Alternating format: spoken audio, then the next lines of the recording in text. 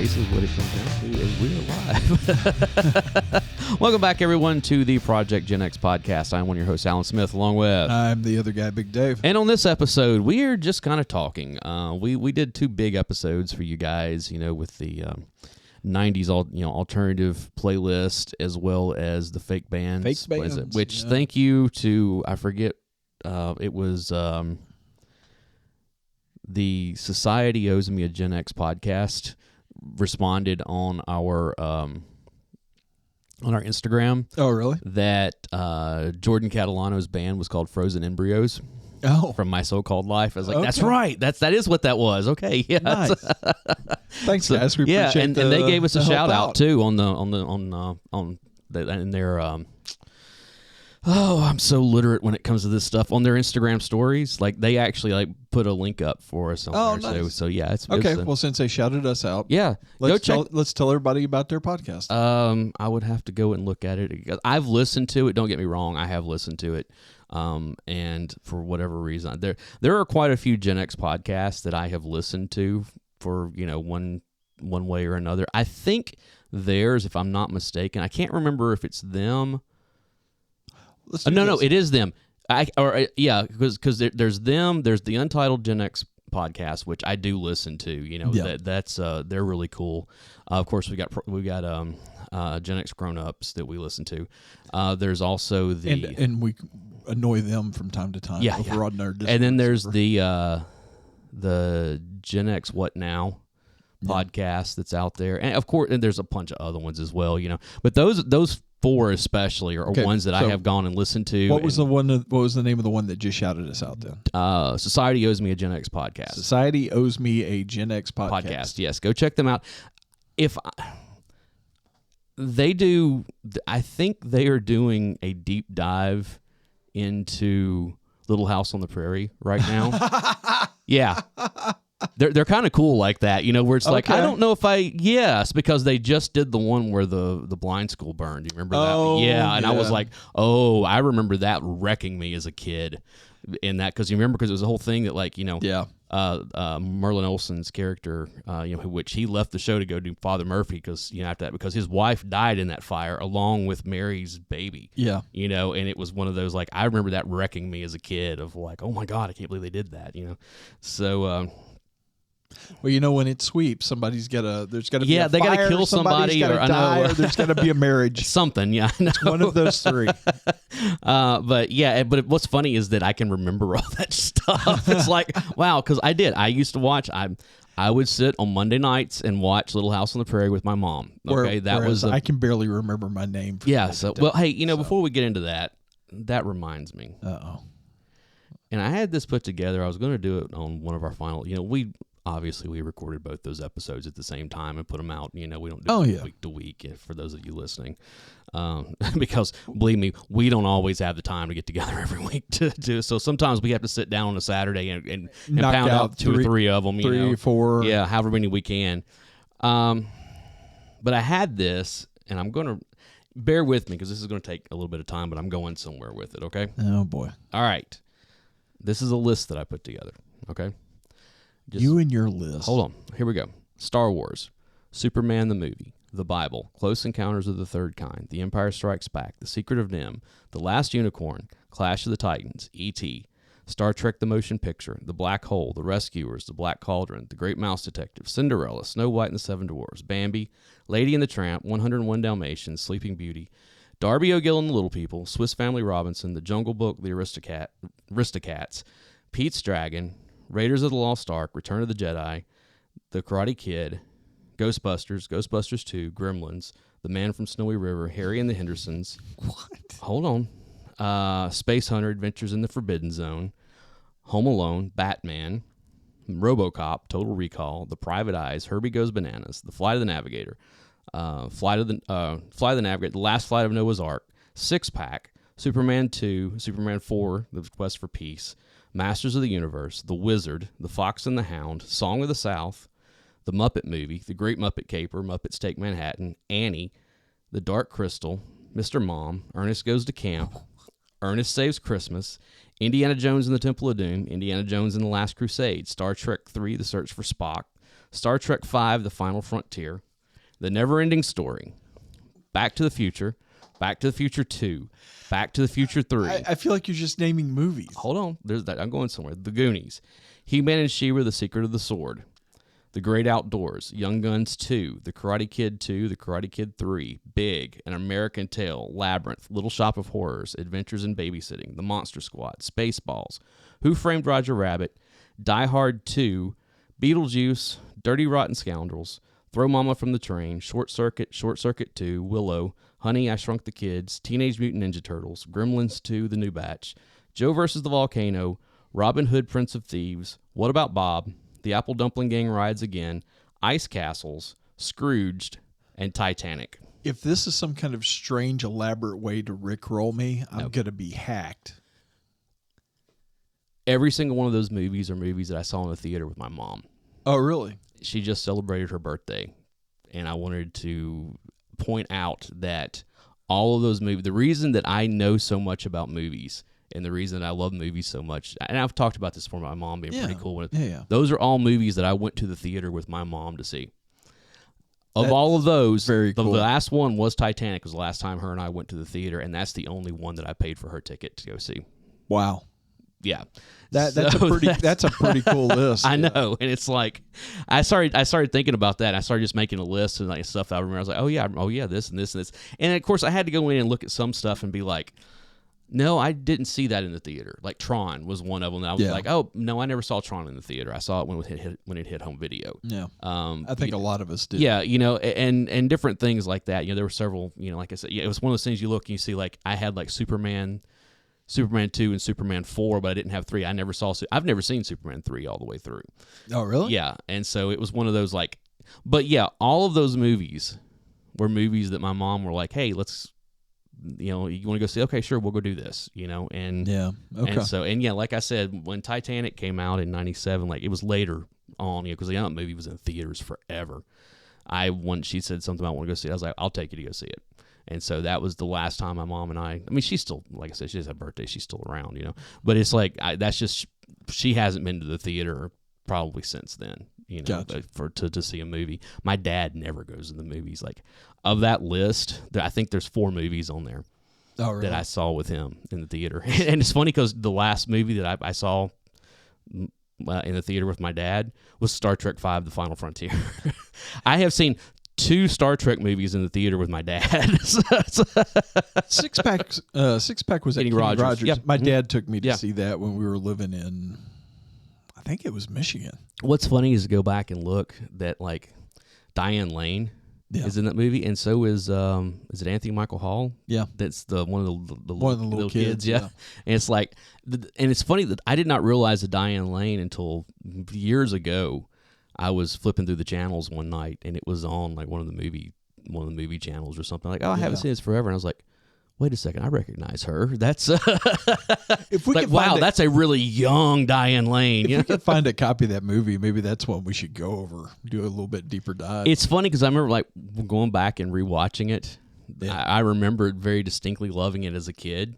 Also being because it was PG, and like the kids just like, one of the kids especially just like cusses all the time and stuff, And I remember that being, because I was little. I mean, I think that movie came out, 82, 81, 82, 83, something like that. So I would have been less than 10 years old, and being like, oh my God, I can't believe they, because I didn't live in a household where you had that kind of stuff, Oh, no, neither. Yeah, and so it was like, but then rewatching it as an adult and being like, all the elements of a good movie are here. Yeah. Kenny Rogers is just not an actor, at least not at this point. I know he did other stuff. Yeah, he got a little better. Yeah, but it was still kind of one. And it's funny because, like, with him being in the racing team, like, they're talking about Penske and all this kind of stuff. So they have like actual racers in the movie. Yeah, none of them are actors either. Not people like crew chiefs and stuff like that. I was like, oh yeah, no, these are people who obviously are in racing. Yeah, and so yeah, it was just kind of like, yeah, this is The acting is leaving a little more to be desired. Yeah. So yeah, but I just wanted to shout my mom out as your movie influence. Being really cool. Like I said, and my mom, man, I'm not joking when I say this. My mom like has some of the worst movies on DVD that like she doesn't just have Tremors. She has like all 5 Tremors movies on DVD. Oh no! And loves all of them. You know, I mean, like, did I see somewhere they're talking about doing another Tremors movie? They were redoing. They were going to do a. They were going to do a reboot of it, and I think it was actually going to be like on Amazon Prime or something. It was going to be like a movie. It was going to be like a TV show. Oh, okay. And they talked about trying to get Kevin Bacon to come back. Oh, that would have been cool. But they did. But it was one of those things where I think it went to pilot, but it never made it beyond. Like they kind of, because it's one of those things. Kevin Bacon's only in the first one. Yeah. And then after that, Michael Gross. But Bert is in all of them. That's Michael Gross. Yeah, Michael Gross takes over the rest of those movies. Yeah, he does. Even the TV series, there was a television series for a short-lived, but yeah, Bert's the one that takes over all that. Of course, Reba doesn't come back after, which again, she's gotten better, but she's not good in that movie as an actor. No. That's no, not at all. But yeah, that's yeah. So anyways, happy birthday, Mom. And she's going to enjoy this last year of her 60s before moving on into the next decade. Ooh. Yeah, so Dad's already there, so it's kind of one of those. All right, Yeah. And okay. So, anyways, we have nothing to talk. Well, I have a lot to talk about. I don't know if you have a lot to talk about. I'm probably just going to sit here and say a lot. Be like, yep, I agree with that. Have you? Nope, I don't agree with that. Have you watched the new season of Cobra Kai? I have. All right, we can talk about that then. So it's because I watched it over a 2-night period like this week. So Terry Silver. I know. What's even better is the way it ends. Yeah. Where it's like, oh, awesome, cool, yeah. But yeah, Terry Silver. And the thing is like, I've seen The Karate Kid 3. Like I said, it's on that list. Yeah. I haven't seen it since then. So it was one of those things where I've had to like I've kind of had I need to go back and rewatch it, and kind of see. I still very much remember the first one and the second one, like how. Yeah. The third one, I know again it was a deal where he was wanting to train for the all county or whatever. Is it the all county? It's all city. All city tournament, but he all city under 18. I know, youth karate, but Miyagi didn't want to do it because he's like, there's no reason to, and I know that he you got nothing to prove. Yeah, and I knew there was something to do with Cobra Kai, him being involved with them for a small amount of time, but I don't remember anything beyond that. And it's been I probably need to, because especially considering they and one of the things I do love about Cobra Kai is that they do flashbacks to fill you in on what happened. Now, the thing that kills me is that all their flashbacks are in standard definition for some strange reason. Because that's the time period it was shot in. I know, but the thing is all that stuff's available in 4K or whatever. It's not like they couldn't get it. It's but it's for the nostalgia feel. I know, but it actually makes it feel like it's of the period. So. Come on. I get it. Believe me, there are certain points in my life that everything that I remember is in standard definition. So, I mean, it's just... don't hate on the old-fashioned. I know. I'm just saying, I just think that's hilarious that they, that they do that for everything. Because it's one of those things like, no, seriously, I have the Karate Kid in there in 1080p. Yeah. So, I mean, it's not like it's... remastered. It's not like they couldn't get it. It's just like, they made a choice and they remastered and digitized for better quality. Let's talk. Okay, we don't necessarily have to get into what happens throughout the season so much, but I kind of called what was going to happen in the All Valley tournament. Oh, really? All Valley, not All City. It's All Valley. You're right. In the All Valley tournament, I was like, oh no. This one's going to win the boys' side, and this one's going to win the girls' side. Yeah. And I was like, okay, I get it. That's for us, it was having Johnny and Daniel and working together, all them. But I'm talking about in general with Cobra Kai was bringing them up. But then they have all these younger actors, that were supposed to bring in the younger, whatever, being their kids or whatever, I have found myself really disliking Daniel's kids more and more as Well, things go along. They're spoiled. Even what's her name was his daughter, who was supposed to be like one of the protagonists in the show, and I'm like, no, give me Tori because she's got a better story. Yeah, and it's one of those things that is, it's like I get why she's so angry. I get why she's so, because I mean she just had a terrible life. Yeah, having to deal with a mom that's just disabled, and all this kind of stuff. The aunt that's just sponging exactly, off of and like and having someone like, and what I can't remember what her character's name is off the top of my head, Daniel's daughter, who comes from everything, and I mean, it's that whole soft men create hard times times create strong men men create good times times create soft men. Which again, Daniel came from nothing and became had a hard time, became something, created a good life for his kids where his kids could have whatever they wanted. Of course, now his kids are soft and spoiled. Right, especially his son. Especially their son. And now, those two kids are causing all kinds of problems. Yes. Hold on. I want to, so I get it right. What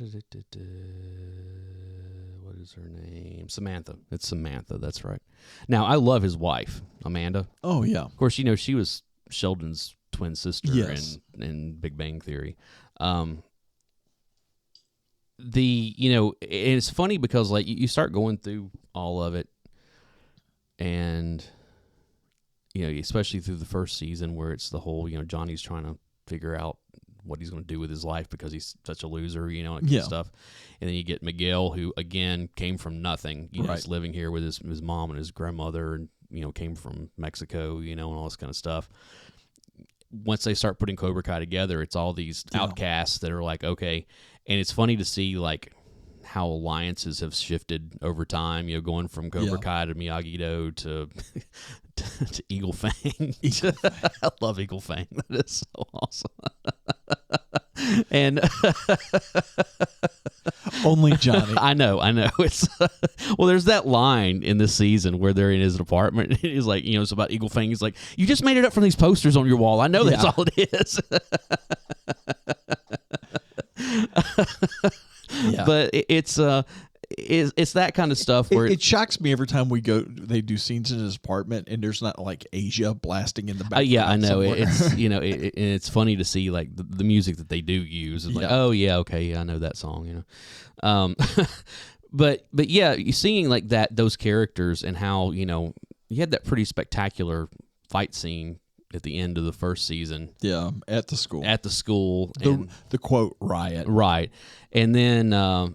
At the end of the third season, you have a very angry Tori going to the Russo's house. Yeah. And there's a huge fight that takes place there, Destroy the place. Yeah, I mean, just, type stuff. And I really have liked the way that they have developed the character, like the dynamic between Tori and Amanda in the fourth season. Yeah. Where she, and also us learning that, Amanda knows what she's talking about, with beating the crap out of her math teacher's car, because she had an affair with her dad, and all this stuff, and it's like, wow, didn't see that coming, it's but you also saw, but you've seen, because it's one of those things with Samantha, you've seen her kind of be not really timid, but be like the very, like upstanding person and all that kind of stuff until this season, and she really has become a bully. And of course you have his kid, his son. His son is a complete bully. Yeah, who basically created his own enemy. Exactly, and it's just like, so you're kind of getting that, what have I created from Daniel, where he's like, what's going on? My kids were so good. What's going, why? It's like, well, they're soft. They haven't had to do anything. They haven't, So yeah, I agree with you. I've enjoyed this show. Like I enjoyed this show.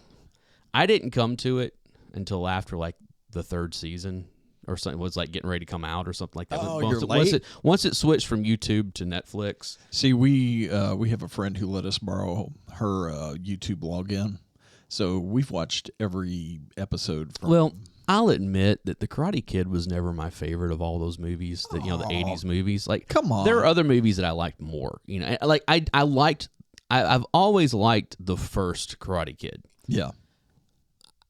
The second one's okay.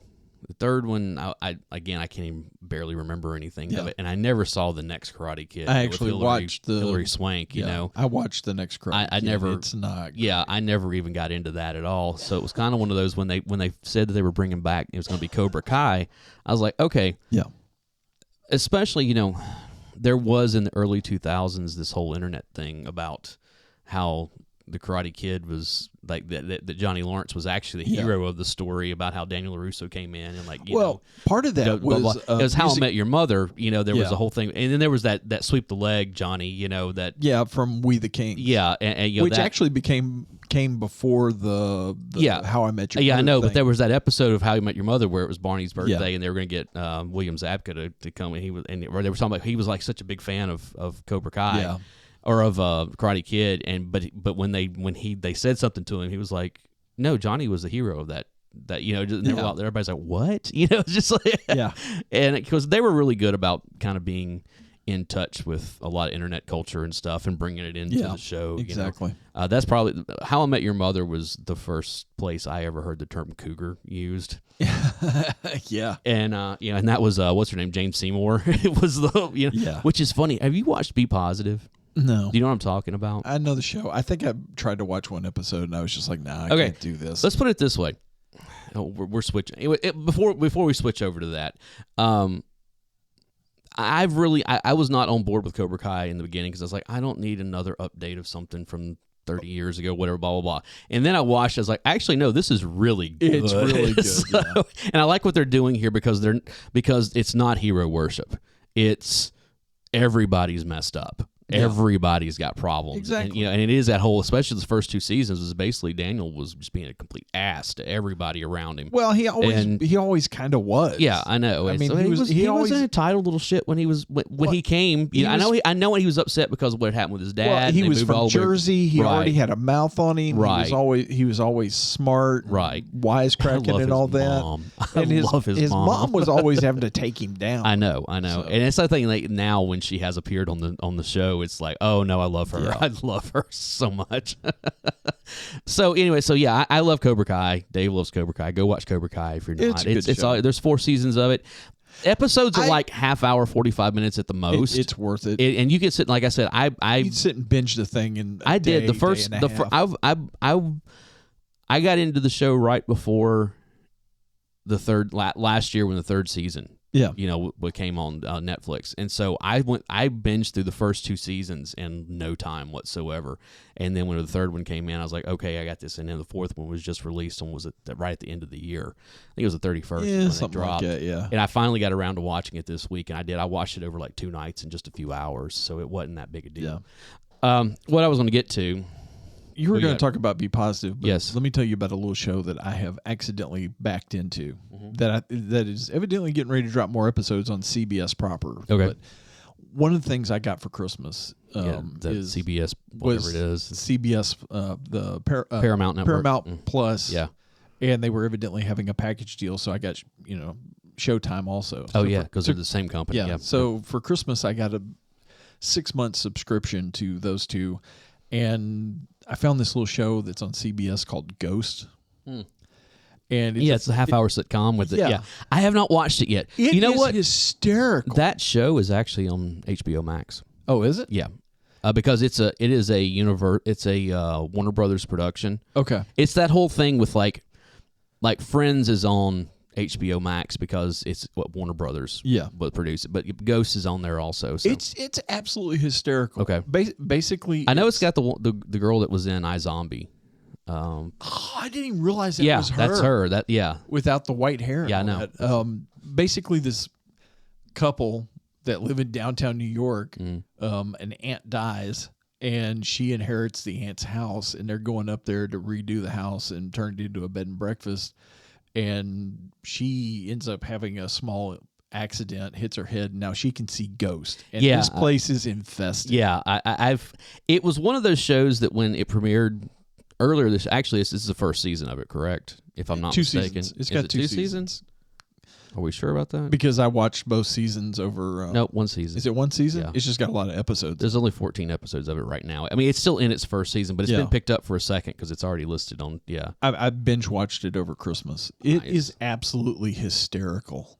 I'm gonna have to, that is one of those shows that it's on my list to watch. Yeah, I started watching Be Positive last year. I tried. I just can't do it. Okay, here's the thing.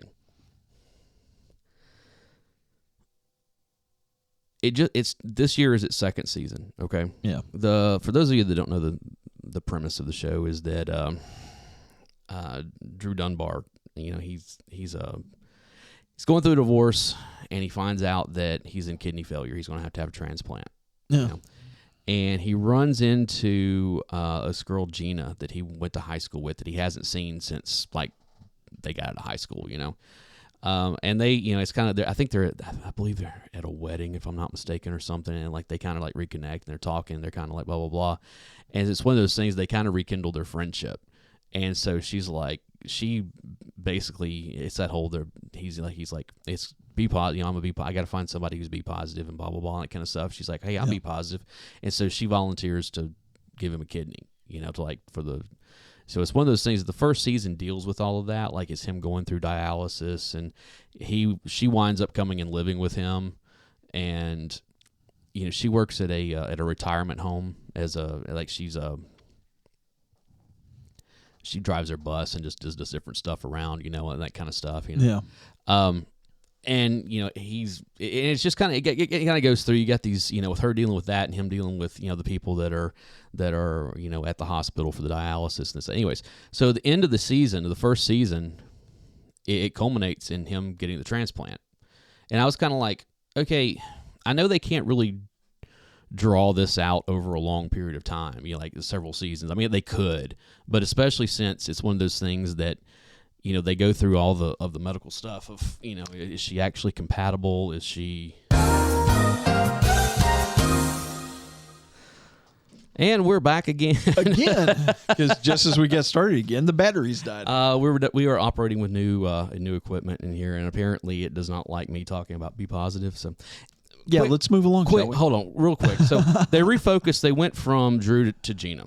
Okay. In the first episode, one of the older guys that lived in the assisted living died and left her like $41 million or something like that. Wow. So what she did is she bought because they were having like all kinds of budget cuts from the over, Sure. Yeah. So she bought the home to take care of all these people that, Let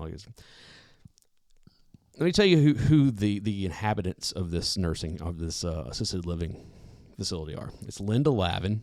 Okay. From Alice. Yeah. It was David Anthony Higgins came on in the second. He was actually one of the holdovers. So they kind of got rid of like a lot of like the cast from the first season as far as like people in the hospital and everything. But they did bring over like one of the nurses, and that kind of stuff. But Jerry was one of the doing dialysis with Drew. Oh, okay. But come to find out he was actually older than he had told everybody, and he was having problems like fainting, like having these like where he would just all of a sudden faint, and so he came to live at the place again. Yeah. Which him, he was in Malcolm in the Middle and Mike and Molly, and he was on a season of American Horror Story. Yeah. He's one of those like you saw him like, oh yeah, that guy. Character actor. Yeah. And this is why I was sorry talking about this. Jane Seymour is one of them. Oh really? She plays this woman who like dresses way younger than what she actually is, and like has had all kinds of plastic surgery. Oh, just one complete sex pot, and for the first couple of episodes, I was sitting there watching like, I know her. Why do I know her? And then all of a sudden, it's like it's Jane Seymour. Oh, okay. But Jim Beaver. Oh, there you go. Hector Elizondo. Oh, that's a good one. Ben Vereen. Yeah. Yeah, I mean it's let's see, Bernie Koppel. Okay, that's interesting. He was the doctor in Love Boat. It's DB Sweeney is one of the Really? Yes. DB Sweeney. DB Sweeney. Yeah, remember he's like in his 60s now. I mean that's is he really? Yeah, I guess so. But yeah, and some of them That play doesn't old. feel Some of them, right, some of but- them play older than Yeah. they actually are. That kind of stuff. But it's one of those things where it's like, it's such a. It's one of these days I want to do an episode about television shows that completely retooled themselves after a season or two into something completely different. Like, you remember? Did you ever watch Charles in Charge? Yeah. Okay, you remember there was a little whole bit. different family in the first season than there was in the rest of the show. Yes. Is that kind of stuff where it's like they cycled people in. Mama's Family is another one. Yeah.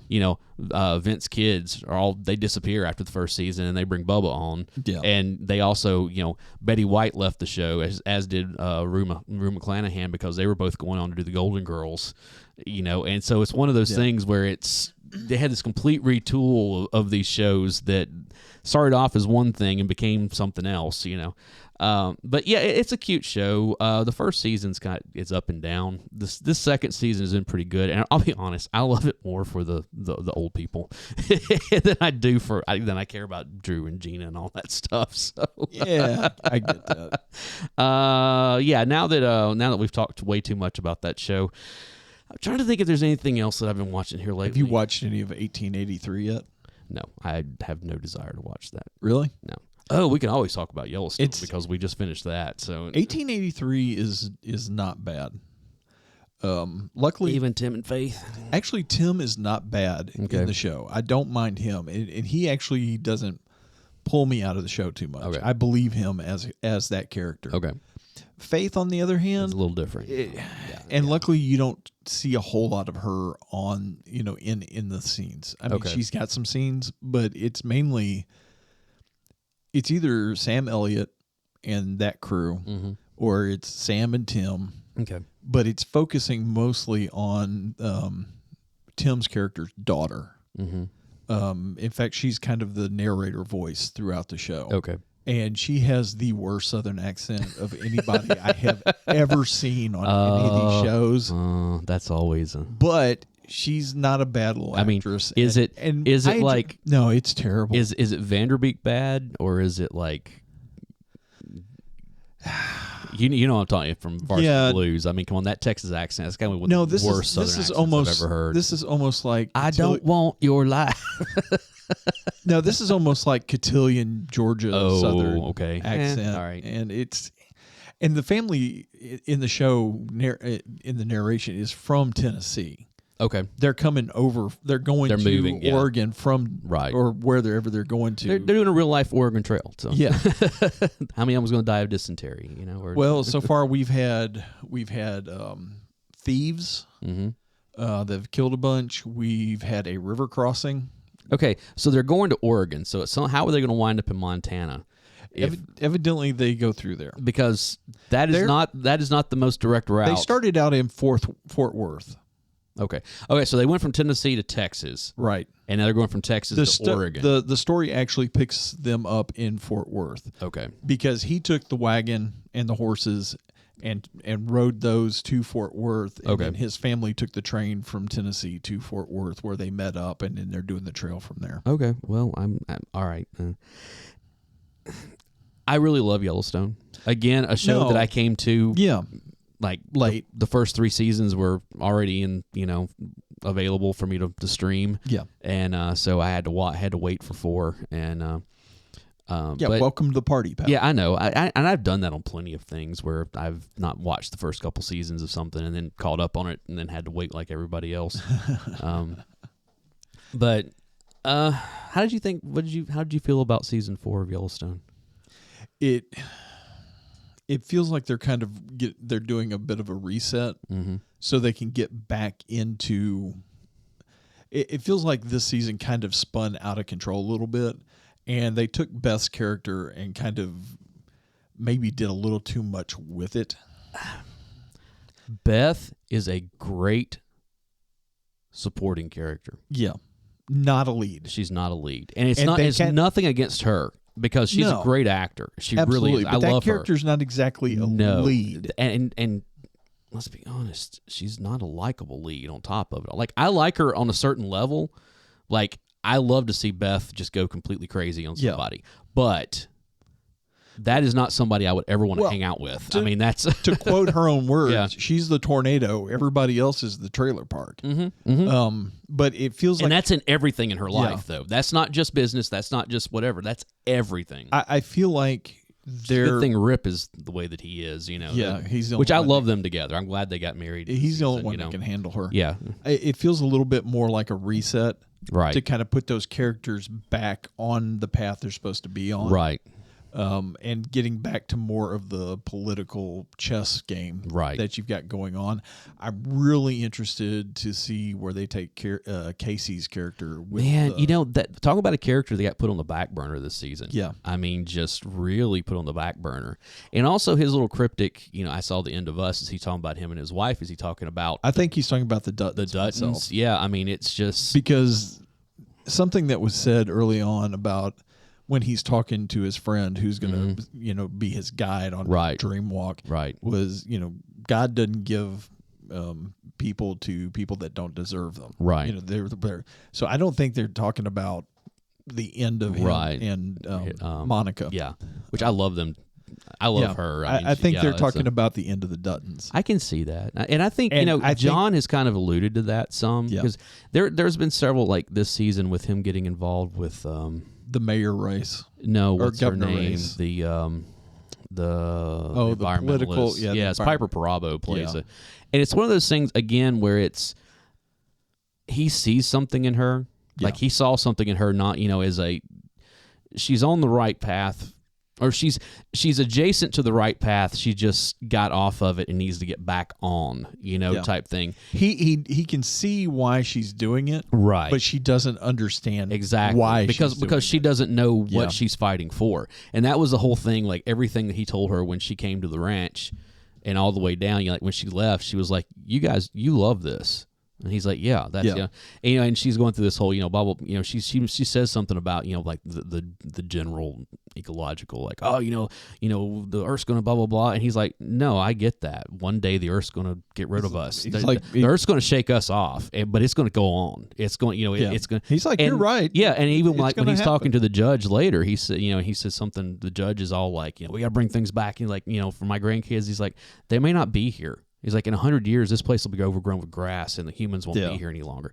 And it's like, and that's kind of where I fall with the whole global, he's whatever kind it is. of I'm like, no. Yeah, exactly. He's kind of a walking contradiction within himself because he, not long after or before he had said that, he had done his governor, I'm announcing to run for governor. I'm the anti-change. And he's like, I am the wall. Right. I am the wall that change crashes against, and I do not break. Right. I mean, he is... But also being of the land the way that he is, he understands that now we're going to be gone one of these days, and Mother Nature's just going to take over, and that's it, which, again, goes into that's kind of where I fall when it comes to all that stuff. I've got a feeling Casey and the folks over on the reservation are going to be very highly involved in the storyline this semester. Good. I love their tribal chief. I didn't like him at first because it was kind of, they were setting him up kind of being like a corrupt politician. But the more he's been on the show, I'm like him and his I like his right hand man. I'm like, dude, I want to see more of them. I want them to have their own show. I like him better than I'd like the chief, because I think he's definitely walking that line between what's reality and the spiritual side of what it is. And he's also like, he's also very much someone that he has the he has the reservation's best interest in mind. Yeah. But he also knows when it's time to put that aside.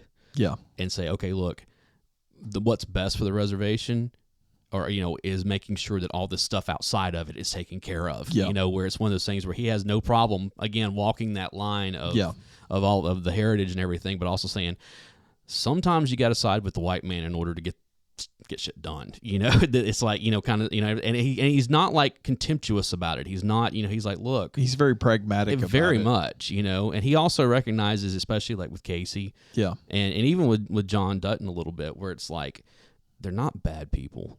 They're just different than us. They have different ideologies. We're all working towards the same cause here. Yeah. But, whereas, the chief wants to, thinks that the Yellowstone belongs to them because it was taken from them, a couple hundred years ago.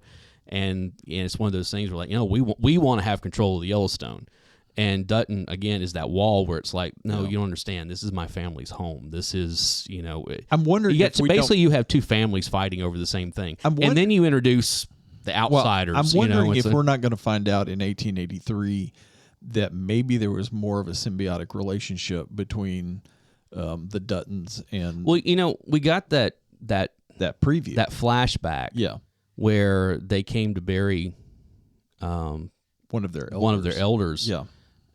And it was Dutton's, it was one of the Duttons way back, and he was like, no, go right ahead. No, you go right ahead. If you need anything, you let me know. Yeah. It was... You guys look hungry, Right. We'll cut a side of beef out for you. Right. Very much in the... No, we can coexist here. We both... Yeah. You can get into the optics of it all, but looking, I tend to fall on the side of, we really screwed the Native Americans over, multiple... Excuse me. The federal government screwed the Native Americans over multiple times over the course of the founding of this country. Which, can we even say the founding of this country, considering there was already people here? And again, that goes back into all right, fine. I don't mind jumping on that one a little bit, but I don't want to get in the politics. I know.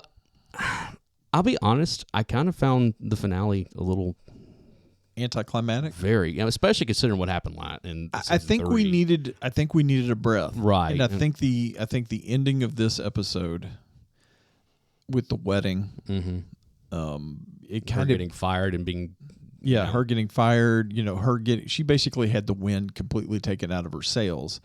That gave us a breath. And then for her to turn around and do to Jamie what she did to Jamie. That was, and I hate to see Will Patton go because I love Will Patton. Anytime he shows up, Will Patton is one of those actors that he shows up in something, and he can be the most lovable loser that you've ever seen in your life, or he can be the embodiment of pure evil. Yeah, and it's like, I'm convinced either way on this. Yeah. That's it might be a little bit of both. Yeah, but I think we got a little bit of release with the wedding, and then we got the shock of what she did to Jamie. Right. And which is something Jamie should have done. She now owns Jamie. Oh yeah, absolutely. And then we get the cryptic, the end of us, with Casey, Monica, and there's your stress and cliffhanger for the next season. Right. Yeah. Yeah. And let's be honest, I don't know how they could have topped the way season 3 ended. The gunfight and that was leaving everybody and wait, are they going to make it or not, or what? It's a season endings like sweeps. You got to have a wedding, you got to kill somebody, or there's got to be a fire. Right. Well, we got 2 of the 3. Yeah, we really did. But we did get somebody killed in the first episode of season 4, though. Actually, we got multiple people killed during that. But yeah, it's Yellowstone, man. I recommend it to anybody. I mean, it's really good. It's well acted. The scenery is gorgeous. I love all those. Oh, we haven't even talked about Jimmy. We've got a full setup for the 4 6s. I know, and I was wondering how they were going to do that because you had told me there was going to be a spinoff, the 4 6s. Yeah, but they kept. So I was like, okay. So when he went there, in the first couple episodes, I was like, okay, well, if there's going to be a spinoff, we're not going to see him. This is going to go into that. But they kept with him, all the way through. And I'm like, oh, they're not planning on spinning this off until after this season. But also seeing that whole from what we saw him originally, where he was living in a trailer and he was a meth head, and all this kind of stuff. To now he's a full-blown cowboy. To having Lloyd look him in the face and, boy, you're already a cowboy. Oh, I know. I mean, you want to talk about I know. Emotional. Oh, yeah. Dude, when he's sitting, after they're at the rodeo. Yeah. And he's sitting back there, he's like, Jimmy, blah, blah, blah, and they're talking about, and he's like, yeah, the best calf I ever worked was, on a river, and, blah, blah, blah. Yep. And Lloyd looked at him, and he's like, I know that calf. I know that river too. No, that wasn't Lloyd. Oh. That was the no, that was horse I'm sorry. Yeah, Lloyd is the old guy. Yeah. But no, the horse trader. Yeah, and he looked at it. And Tyler Sheridan. Yeah, and he's like, oh, I know that. Yeah, I know that. I know that river. I know that calf. It's like, have some whiskey. You know, it was just kind of one of those things where Earned it was his like, respect. Wow, exactly. He went from referring to him as a dumb kid to actually earning his respect. I know. So, but yeah, was when Lloyd, that deal. whole, you know. But when Lloyd looked at him, who had kind of been his mentor at Yellowstone, looked at him and said, "Boy, you're already a cowboy." Yeah. You know. Or even when he has his interaction with John. Yeah. You know, and he's like, "Why'd you come back?" And he's like, "Because I made a promise and I'm back." You know, he was like, "You don't owe me anything. You only owe yourself." That's, you know, and it was kind of one of those like, "Oh, okay." Now the fight. Yeah. When he comes in with his fiance. Yeah. I'll be honest with you. The one that got spurned, that he told her to take a hike. Right. I haven't liked her from the first time I saw her. I was like, she is going to use him up. And I have gone either way on her. Okay, I cannot stand her. I have gone like I liked her at first, and then I was like, she's going to wind up being a wedge here, you know. And and then of course, what's her name? The other one, the blonde, who I love. You would, I know, but she has been a massive wedge. Oh yeah, in the bunkhouse. She basically Cheyenne. That's her name. Cheyenne. Yeah. I mean, she was going to get either Lloyd or what's his Walker. Name? Walker killed. I know, and just about got both of them killed. Yeah, you know, but that not only just them fighting. You know, like that was, and I love the fact that all the other guys are like, I got 20 on Texas. Actually, of all the hands, my favorite character is Teeter. Oh, yeah. You know, you realize who she is, right? That is Michael Landon's daughter. Really? Yes. I did not know that. Wow, I did not know that. That is Michael Landon's daughter. She's good. You know, and she says she gets her scripts, and it's written out phonetically. To help her get that. I can't understand what the hell she's saying half the time. And everybody else is kind of the same way, but it's just like, all right. Is it bad that I understand her? Yes.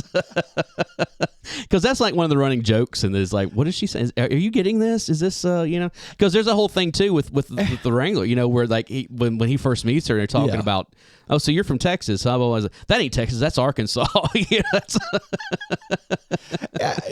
I feel bad now because I've understood every word she's ever said phonetically. So I'm like, I might have some. But yeah, I'm country actually in me that I realized when you told me that they were spinning Jimmy off, basically, I was like, is that character really? Yeah. But now I'm like, no, dude, I want to see what this guy's got going now on, and I don't think we've seen the end of what's her name.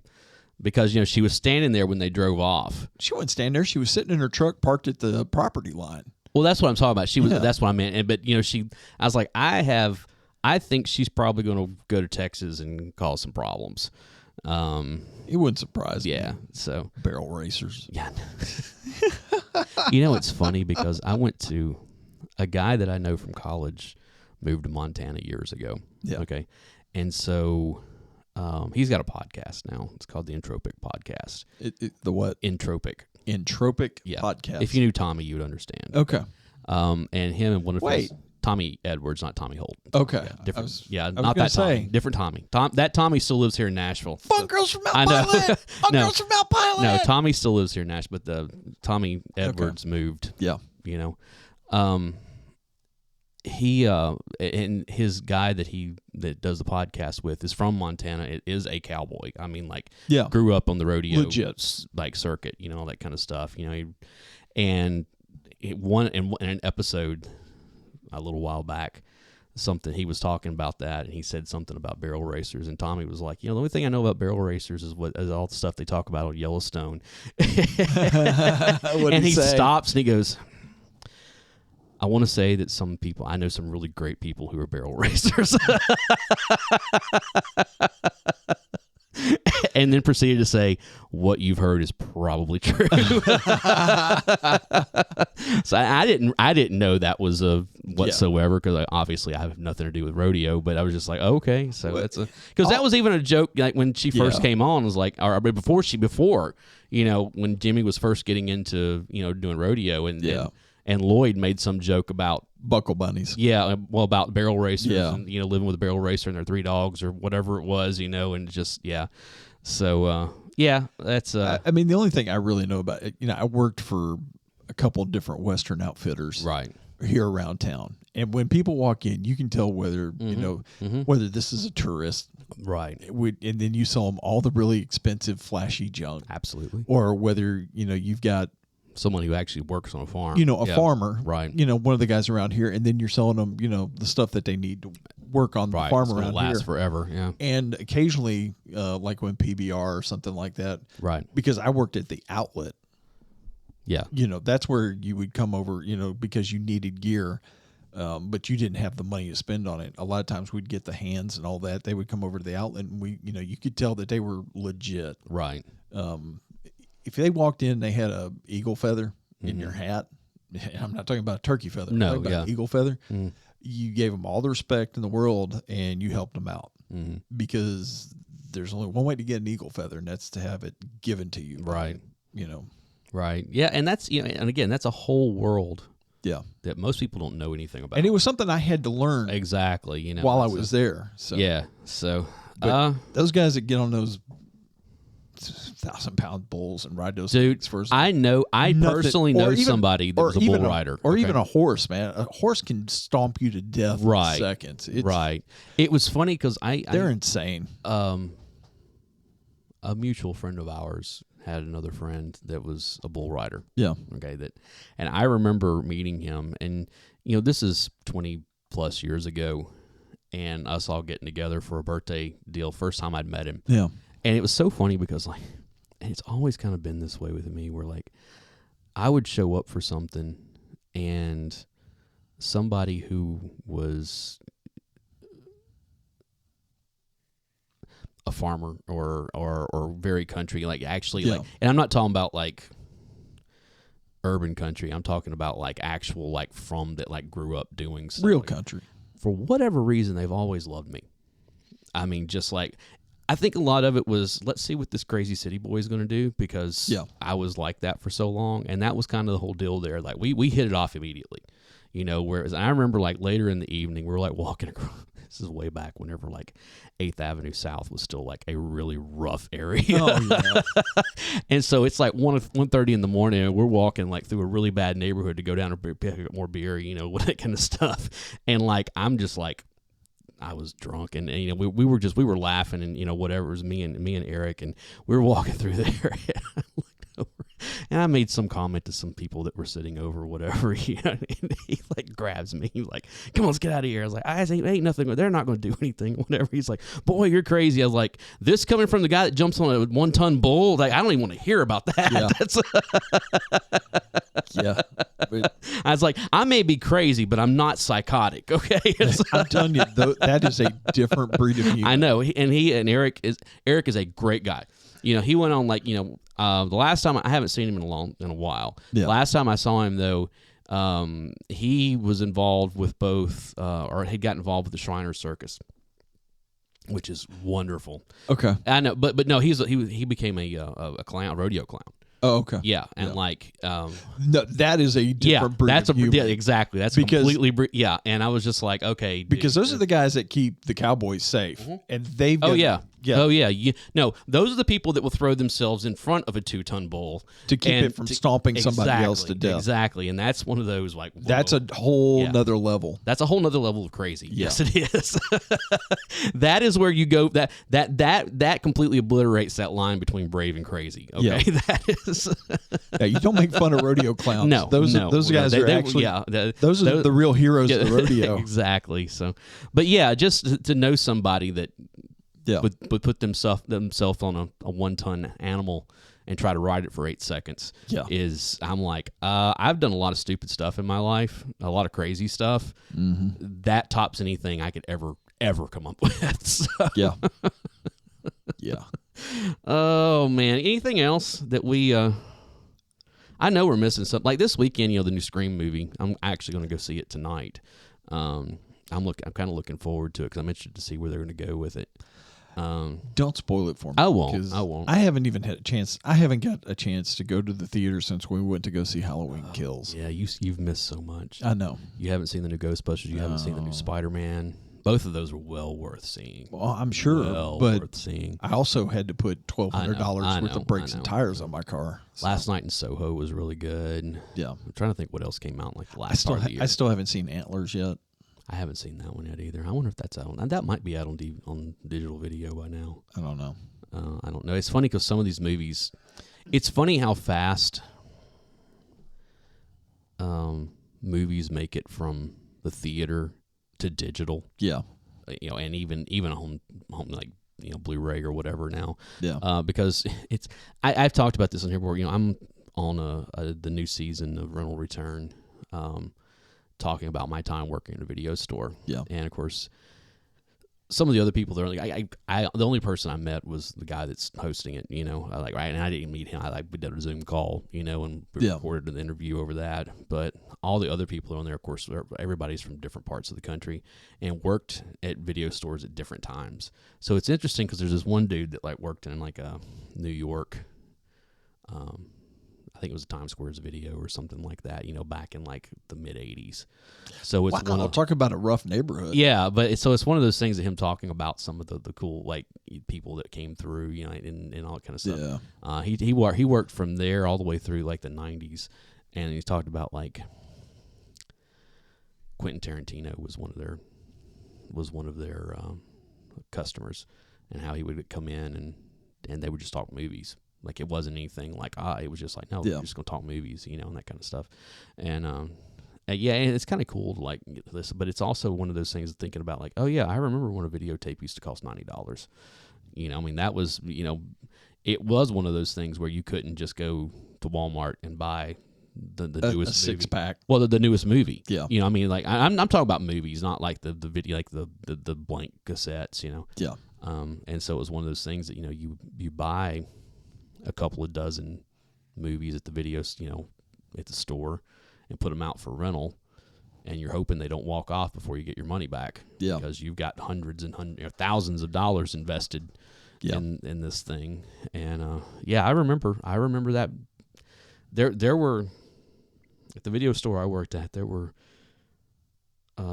certain types of movies that would come in brand new, and they might get rented once or twice before they never came back again. And it was kind of one of those, they would come in and you'd be like, yep, this one's not going to last long. Just you knew it. You knew it. It was just you're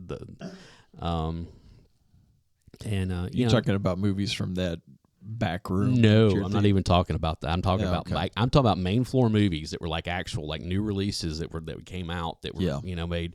That was oh yeah, and we would get maybe one or two copies of them at the most, and it was if this makes it to off of the new release wall on into the catalog, I will be greatly surprised.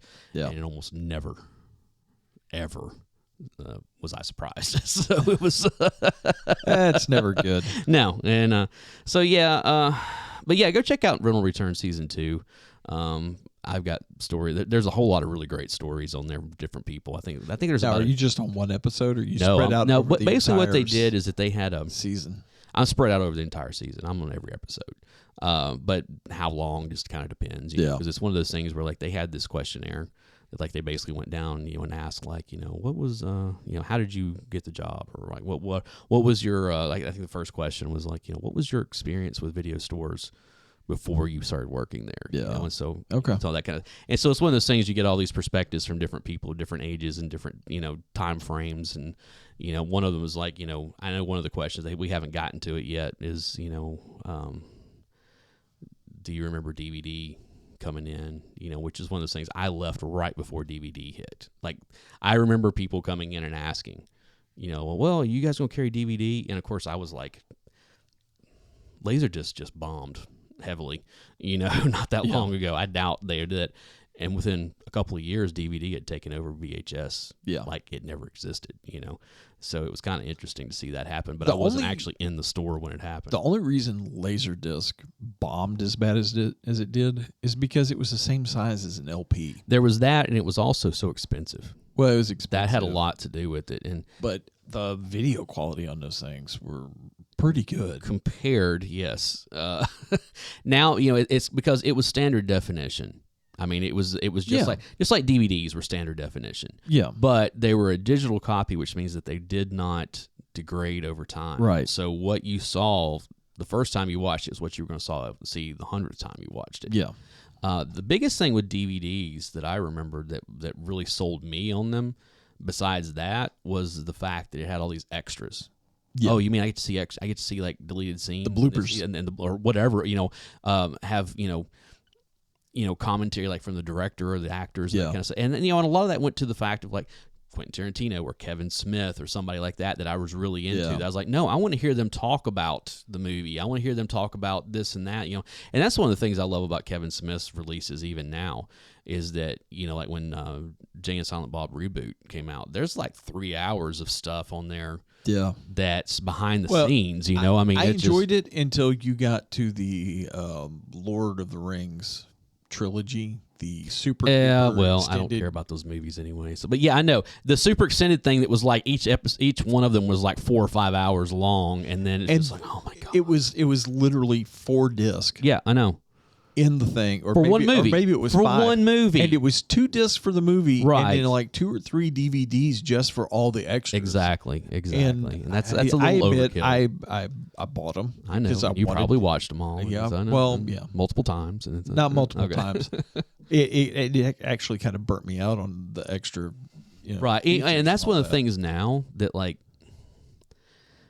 there are certain movies that I still own on DVD on Blu-ray. Yeah, because I want to have a good quality, whatever that for whatever reason, I'm quote unquote stuck having to use a Blu-ray player instead of whatever, that I have these movies that I can watch if I ever get rid of all my streaming stuff. It's like, no, these are the movies that I feel like I will watch a couple times a year, at least once a year, that are worth having around. Okay, EMP. Yeah, but the other thing is that I have gone digital on the vast majority of stuff. Yeah. Because I don't care about extras any longer. I used to love all that stuff. Yeah. But as I've gotten older, it's like again, unless it's Kevin Smith or Quentin Tarantino, I'm probably not going to go and watch all the extra stuff. I still really don't care about all the extras and all that. It just kind of depends. Yeah, it depends. I'm more about having a hard physical copy.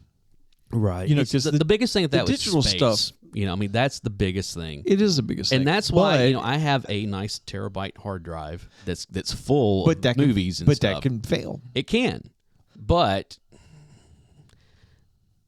it's still one of those things where once I get my media server up and running and everything, from my house. Yeah. It's one of those things where I can be like, I want to watch such and such. I haven't, and it's just I go pull it up. There it is. Don't get me wrong. I've got my Plex server up and running, and I'm slowly converting. I'm looking into Plex right now. So I'm slowly converting my stuff over and putting it on my Plex server. Right. That I'm not selling my DVDs. Like I said, I still have a bunch of Blu-ray and DVD of stuff that a lot of it is stuff that you just can't go out and buy any longer. No. I mean,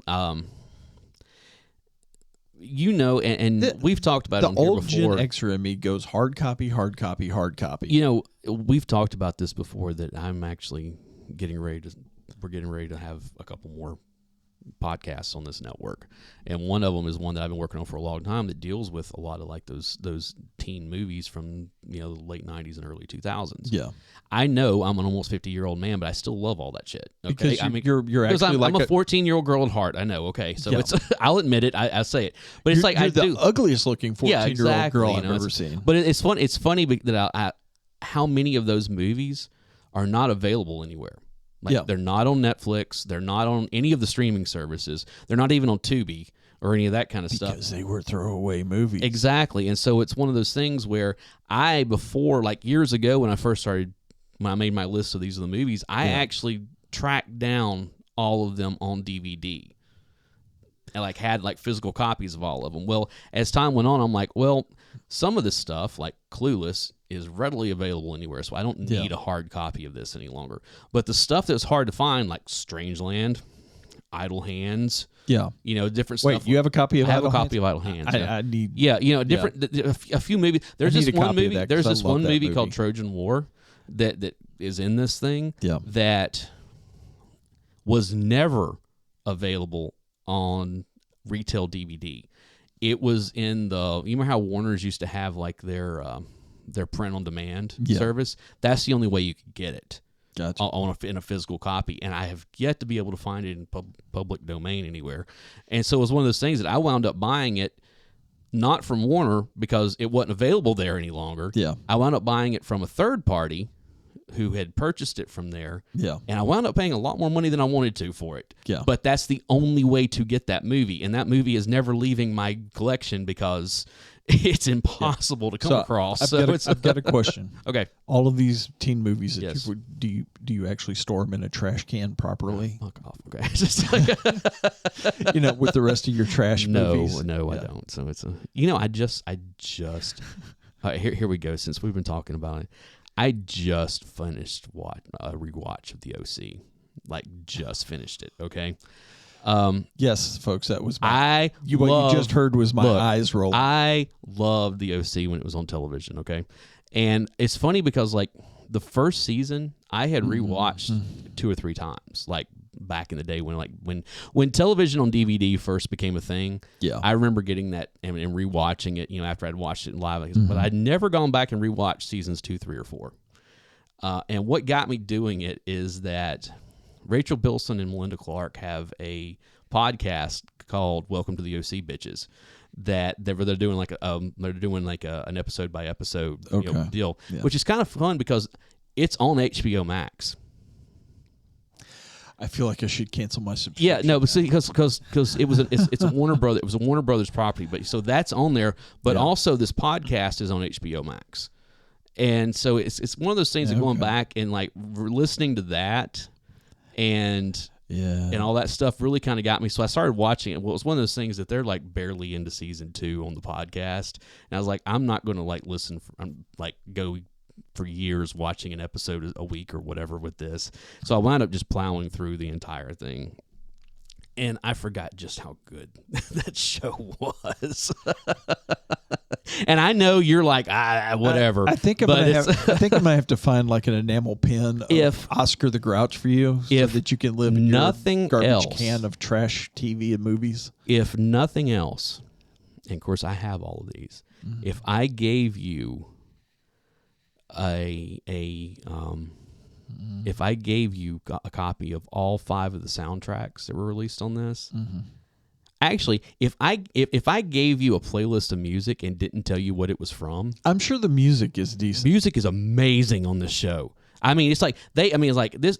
You remember, this is like 2003 to 2007, okay? Yeah. But it's like they have bands like The Killers and the Dandy Warhols, and of course, Death Cab for Cutie winds up on there because blah blah blah.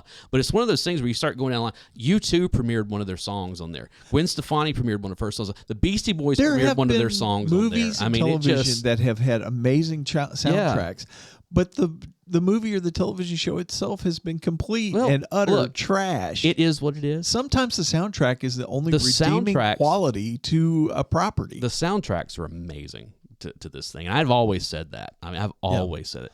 And that's a boon to the music directors, right? Because if you can take that's one of the things they keep talking about in this podcast. And they actually had the music director on the show talking about it. And they always say, the music was its own character. Yeah.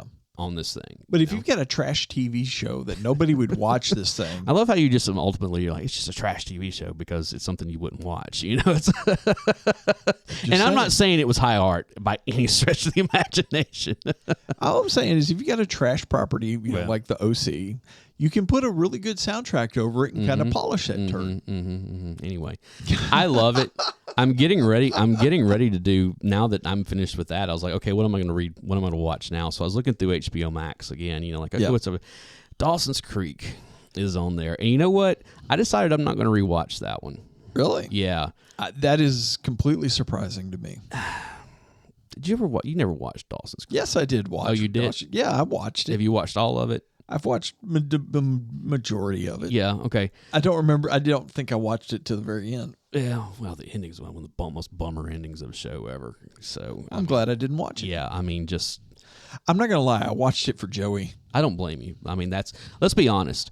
When that show first came on the air, it was like, okay, it's Kevin Williamson. It's the guy that did Scream, and I Know What You Did Last Summer, blah, blah, blah. And it's like, okay, they were trying to make it like the smart Beverly Hills 90210, Okay, I get that.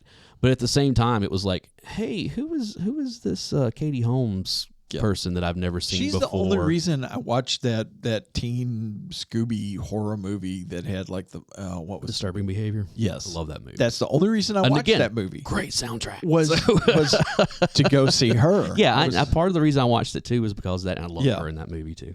And she's been Katie Holmes. I have a love-hate relationship with her. Yeah, there's some things I've seen her, I was like, oh, I really love her, and then I'm like, why in the hell did they put her as Rachel Dawes in Batman Begins? Yeah, that doesn't. I mean, that just did not make any sense whatsoever. And they hated her so much that they wound up killing the character off in the second movie just because. Yeah.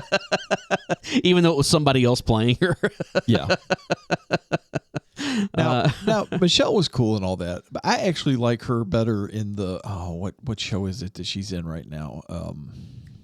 Is she on a television show right now? She's on a television show right now. I can't remember. I go back and forth on Michelle Williams. Like, I have seen her in some stuff that I loved her in, and I've seen her in some stuff where I'm like, oh, no, screw her. I mean, she was wonderful in My Week with Marilyn. Have you seen that movie? No. It came out about 10 years, and she plays Marilyn Monroe. Okay. And she is amazing. I mean, amazing in that role. Did you ever see Blue Valentine? No. Oh, dude. Well, you probably shouldn't, because let's put it this way. That's one of those movies that if you're susceptible to depression, yeah, you might not want to watch that movie, because it's such a, I mean, that movie is one of those, it's terrific.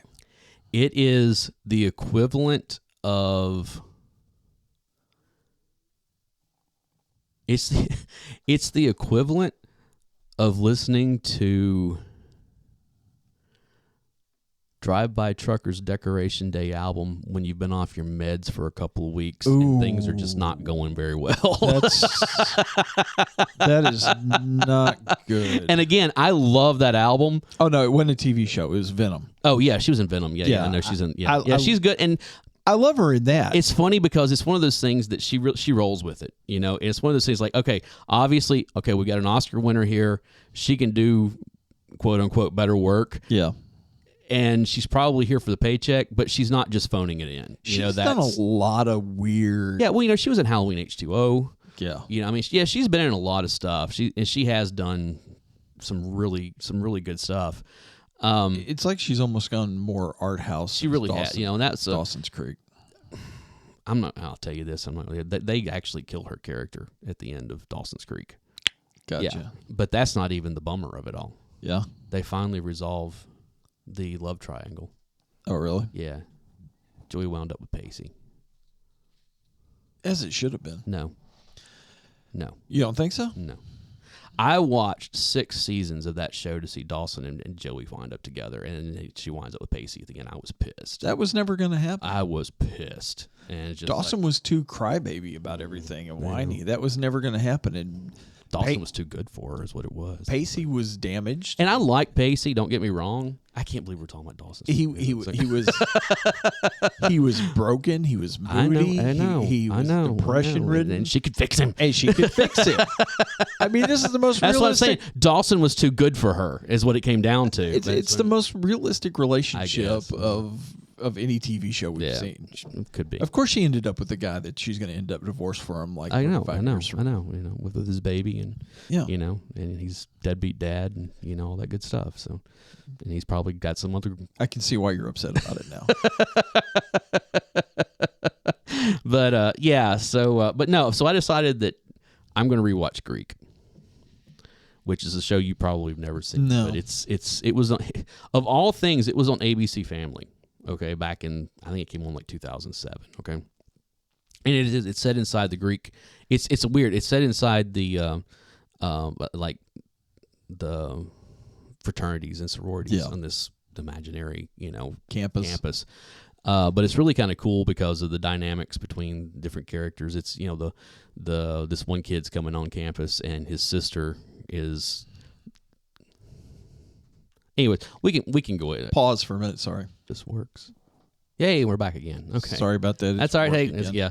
So anyways, Greek is set at this, this fictitious campus where this kid Rusty comes on campus. His sister is like one of the high ups in one of the sororities, but she hasn't told anybody that he exists.